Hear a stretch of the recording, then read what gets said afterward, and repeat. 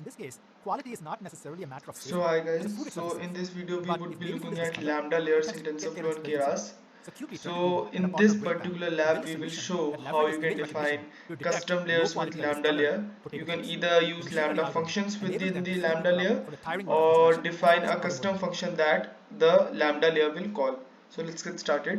So first of all we would just set the runtime to GPU and save it, and we would start with importing TensorFlow, and we would also import from TensorFlow Keras import backend as K.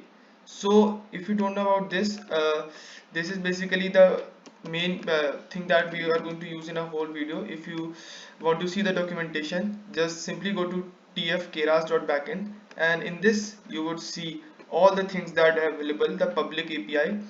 It has got a lot of functions that includes RNN, set flow text, set image data format, clear session.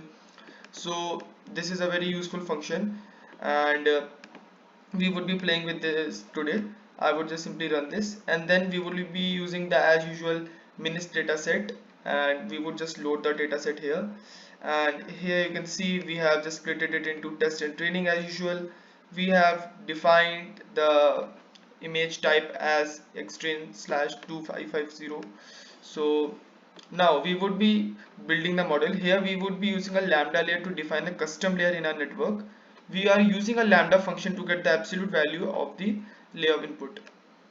So what we are doing, this is a model, and inside this we have just used the normal method that we usually used. We have used tf.keras.flatten, inside which we have done the input shape. Inside this tf.keras.layers.dense, and we have defined 128 here. Now in this layer we have done tf.keras.layers, and we have done lambda x is tf.apps.x. If you don't know about tf.apps, it is the function in which you have been given a tensor x of complex number. This operation returns a tensor of type float 32 or float 64, that is the absolute value of each element in x. So all elements in x must be in complex form of a plus bj, and the absolute values computed is as following. So I would just simply run this. Now you must be thinking what the lambda layer did here. So lambda layer exists so that the arbitrary expressions can be used as a layer when constructing sequential and functional models. Best layers are suited for simple operations and quick experimentation.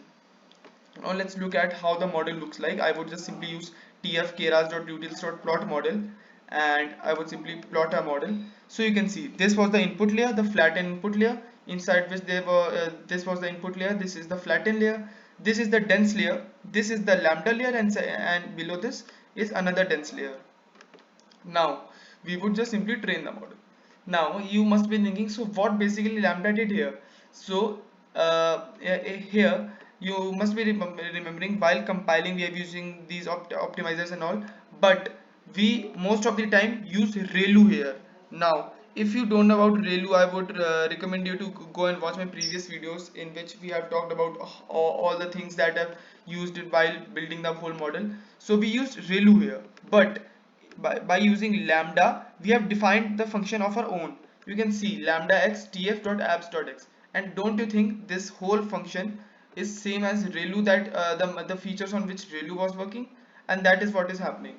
So we compiled the model, we used optimizer as usual, and this is the result we have got.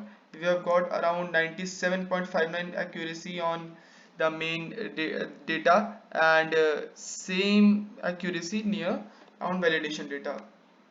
Now there's one another way to use lambda layers is to pass in a function defined outside the model. So the code below shows how a custom ReLU function is used as a custom layer in the model, and in the define my ReLU x we have to return the k maximum of minus 0.1 and x. In this return we have to just return the maximum of the whole function, and you remember the we imported backend of keras as k, that is what we are doing, k dot maximum. If you see here you would find all the things here in detail, and we have just defined our own ReLU function. The ReLU function works like this only. We have defined it at our own method, and what we did, we did tf.keras.lambda, inside which we passed a ReLU function. Now what is the difference? we defined our own ReLU function here, but what we were doing here up here, we defined the function inside here only, that lambda x is equals to tf apps.x. The same thing we defined here in the separate function outside the model, in which and here we were defining that function inside a building model method. So that's the only difference, and I would just simply run this.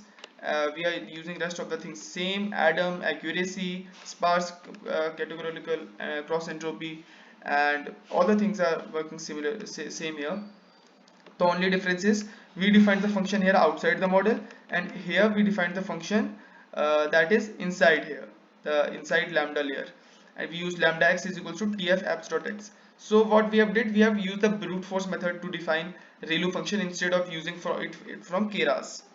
This is how you can define your own functions also. I'm not saying you to stick on only on this myReLU. You can do this on a lot of functions. So the model has been fitted, and now the evaluation has been done, and as you can see, the accuracy of both the models is same, 97.53, and here it was 97.58. So 0.05 difference is here, you can ignore that. And if you want to know even more in detail about how lambda layer work, and want to know about lambda functions, you can go to this Python lambda, how lambda work in Python, if you don't know about Python and lambda. And here on Keras website also you can see lambda layer, the lambda class. So as I told you, it exists as an arbitrary expression that can be used as a layer when constructing sequential and functional API models. And even on TensorFlow you would find a lot of usage here. If you go here, you used in notebooks, so you can go through all of these notebooks to see how lambda function has been working here. So this was it for the video. I hope you have got an idea. I would give you the Colab link in the description section. Thank you and have a nice day.